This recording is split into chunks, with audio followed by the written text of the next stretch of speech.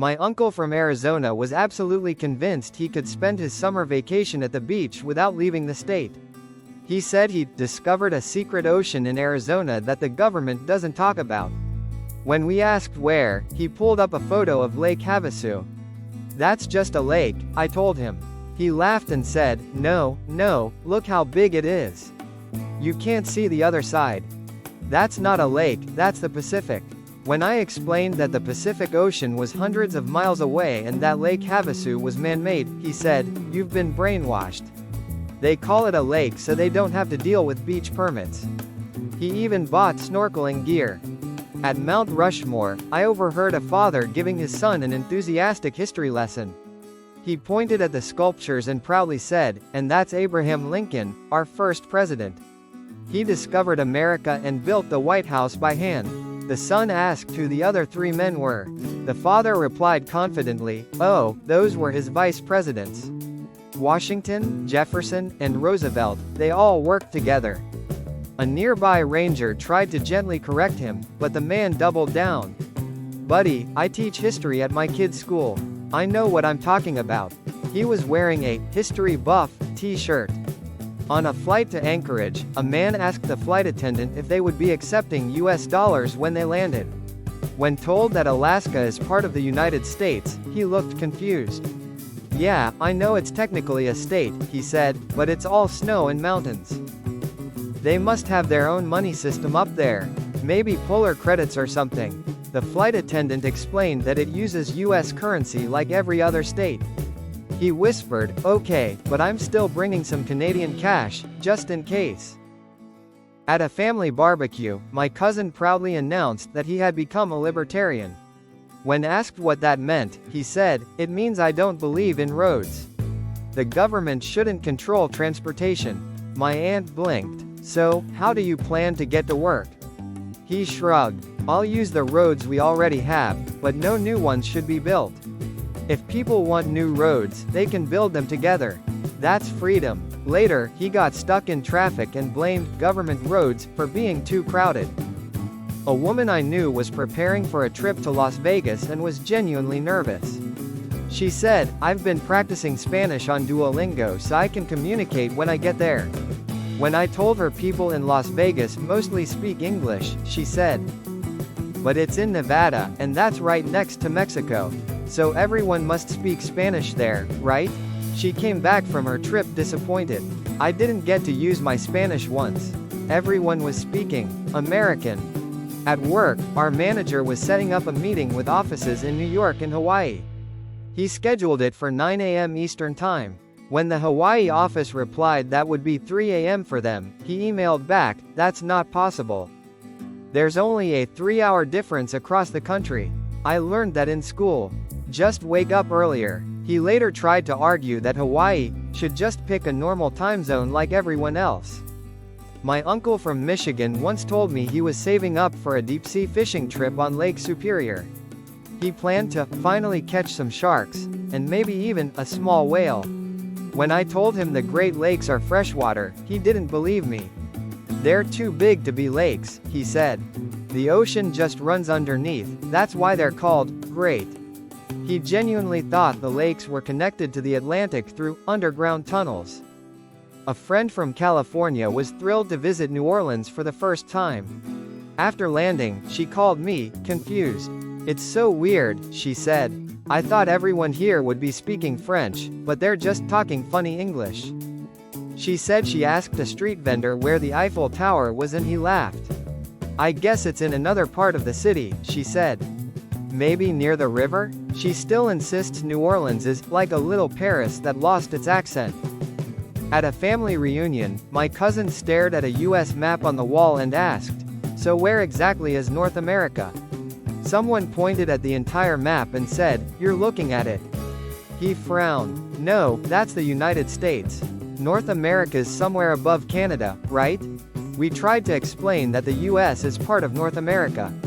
He refused to believe it. "That's impossible. America is its own continent. That's why it's called America." While touring the Hoover Dam, a man next to me asked the guide, "So which side is the American side? And which is the Canadian?" The guide replied politely, "Sir, this dam separates Nevada and Arizona, both in the United States." The man looked shocked. "No way. Something this big has to be international. You don't build a dam like this just between two states." He took several pictures and said, "I'm telling people I visited the border." My friend from Phoenix was planning a weekend getaway. She said, "I think I'll just drive over to Hawaii for a few days. It's off the coast, right?" I thought she was joking, but she pulled up Google Maps. "See? It's right there, below California and next to Mexico." I had to explain that those little inset boxes on the map don't show the real distance. "Hawaii is about 2,500 miles away," I said. She frowned. "That can't be right. It's on the same page. Why would they draw it there if it's not next to us?" When she realized she'd need a flight, she was offended. "They should label that. How are people supposed to know you can't drive there?" A coworker once bragged that he had figured out how to avoid paying income tax. He lived in Florida and proudly said, "We don't have a state income tax, so I told the IRS I'm exempt. My state doesn't believe in taxes." When I explained that federal taxes are different, he looked me dead in the eye and said, "Then why even have states?"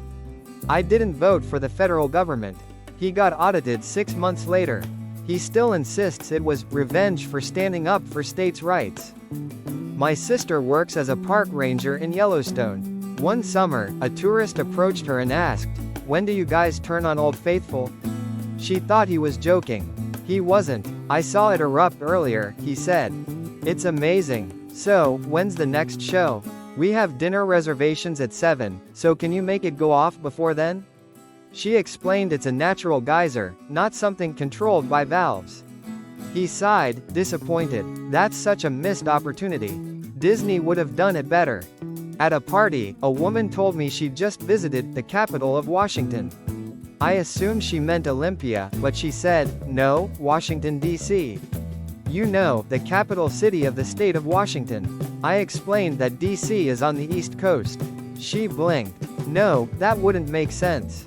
Why would the capital of Washington be all the way in Virginia?" She showed me a photo of the Washington Monument as proof. "See? It literally says Washington. You people are so bad at geography." During hurricane season, my cousin looked at the weather map and said, "Good thing we're safe here in the Midwest. Hurricanes can't touch us." When I mentioned that the remnants often cause floods and tornadoes inland, he laughed. "That's impossible. Once a hurricane hits land, it dies instantly. That's why it's called landfall. The land kills it. It's basic science." 2 weeks later, his basement flooded from a post-hurricane storm. He blamed bad plumbing, and said the government probably exaggerated the weather for ratings. I once had a student who thought the Wild West was a state. He asked me, "So after the Cowboys finished settling it, what did they rename it? Is it Montana now?" When I explained it was a time period and a region that moved westward, he looked suspicious. "You mean it's not on a map? Then where did all the duels happen?" I showed him a map of frontier expansion. He said, "So you're saying history just moves? That doesn't make sense." At a diner, a man was ranting about government spending.